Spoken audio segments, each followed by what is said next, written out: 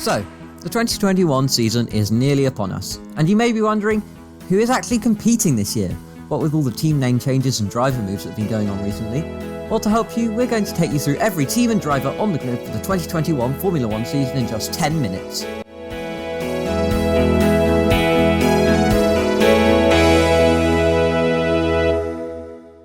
First, we have Nicholas Latifi, a driver who started karting at the old age of 13 and has had moderate success in junior categories prior to F1.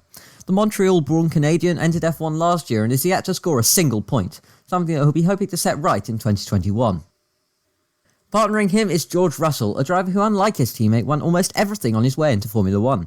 The Norfolk-born Brit had his first taste of a fast Formula 1 car back in 2020, where he replaced Lewis Hamilton in the Sakhir GP. Everything went wrong for him and he ended up finishing 9th with just 2 points and the fastest lap point being his rewards. He has yet to score points in the Williams, just like his teammate, something he'll want to do this year. Both of these two will be driving for Williams, a team who have been rock bottom since 2018 and will be hoping to make some inroads on the rest of the pack. Next up we have an all-rookie lineup of Mick Schumacher and Nikita Mazepin. Nikita has moderate success in junior categories and is so unpopular that even before his debut he had a hashtag against him. The less said about him the better. Alongside him is the son of the GOAT Michael Schumacher, Mick Schumacher, a driver who has not set the world on fire with his results prior to F1, but has had a string of results impressive enough to earn him a place at the Ferrari Driver Academy. These two will be driving for Haas, the Günther Steiner run outfit that has been plummeting down the order since 2019. They may be in for a hard time, but will their rookies be able to pull it out of the bag? Joining us now is Antonio Giovinazzi, an Italian man who is probably the least famous Formula 1 driver on the grid, due to him being decidedly average, with only 17 points to his name for his whole career. And the only thing of note about him is his nickname of Italian Jesus. On the other side of the garage will be Iceman Kimi Räikkönen, a driver who will be celebrating his 42nd birthday this season. Speculation in the paddock says that the one-time world champion Finn may be retiring this year. These two will be driving for Alfa Romeo, the first of the two Alfa teams on the grid. That can be confusing, and yes, it is. A team who have had little success and have been at the bottom of the field for a while now. They'll have high hopes in entering the midfield battle this year. Pierre Gasly is next up, a driver who, coming off the back of being booted from Red Bull, made a splash last year with a race win at Monza and other impressive results, earning him the title of Driver of the Year from some. Alongside him is another rookie, Yuki Tsunoda. The Japanese driver had some success in F2 last year with 3 race wins, and the first driver to be born in 2000s, who is so small he is literally a pocket rocket, will have something to prove in 2021. These two young men drive for AlphaTauri, Red Bull's sister team named after their fashion brand, who had a lovely livery last year. Coming off the back of good 2020, they will want to make a headway up the midfield this year. The prancing horses are next to receive our treatment, with Charles Leclerc and Carlos Sainz lining up for the Scuderia. Ferrari had a difficult season, languishing down in 6th last year, so with the new driver lineup of these two young men, will they be able to make the progress they would like to this year?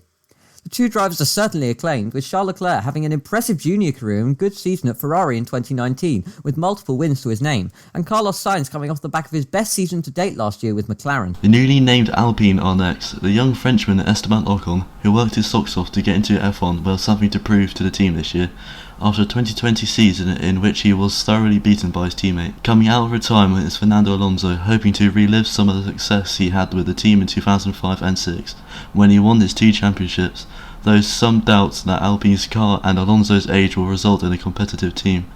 They had a good season last year, finishing 5th, but with new management, will they be comfortable enough to secure some impressive results? And with new investment from Lawrence Stroll and an impressive driver lineup, they'll be hoping to make a splash in 2021. The 4-time world champion Sebastian Vettel joins the team after a troubled few years at Ferrari, which some say contributed to his new hairstyle.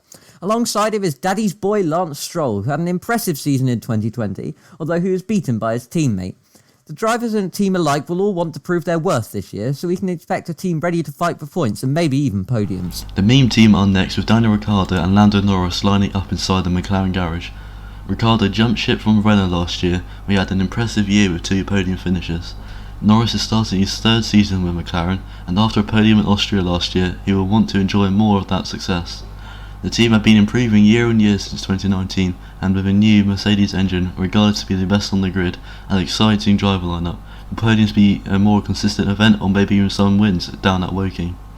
But we're going to win next year, Team Desk. Yes, that's right, it's Red Bull Racing. Sergio Perez and Max Verstappen will be driving for Horner this year, after Red Bull have appeared to be doing some sort of driver dance with that second seat for the last 2 years. Their pride and joy, the Dutchman Max Verstappen, will be hoping to improve on what was very nearly second place in the drivers' standings last year. And with the development being somewhat frozen from 2020, you may even feel he is in a better position than ever to challenge for the title. Perez, meanwhile, will want to prove his worth to Red Bull, and will be wanting to make the most of that competitive car, as it's the first competitive car he's ever had in his Formula 1 career.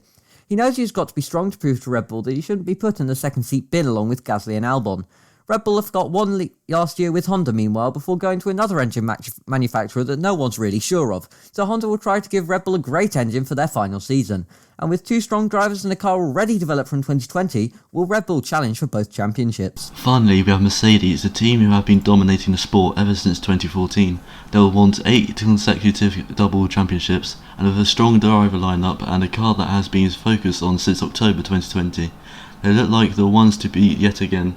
The Finn Valtteri Bottas joins Lewis Hamilton. Maybe Lewis Hamilton still hasn't signed a contract as of recording, and it may finally be Valtteri's year to challenge Lewis for the title. We hope so, everyone wants a championship fight. Lewis Hamilton will want to beat Michael Schumacher's 7 world championships and get his 8th, and he knows it might be his final year to do it. What with new regulations, what that may topple Mercedes in 2022. Mercedes looks set for another year of dominance, but Red Bull are looking strong too, and maybe, just maybe, they'll be able to bring the fight to Mercedes in earnest. So that's it. Every single team and driver on the grid in 2021. What do you think will happen? Let us know in the comments below. We hope you've enjoyed watching this episode of the Pit Crew Podcast, and that you're now all ready for Lights Out in March. Join us next week for the first of the car reveals, but for now, I've been Ed. And I've been Dylan. Bye bye. Bye bye.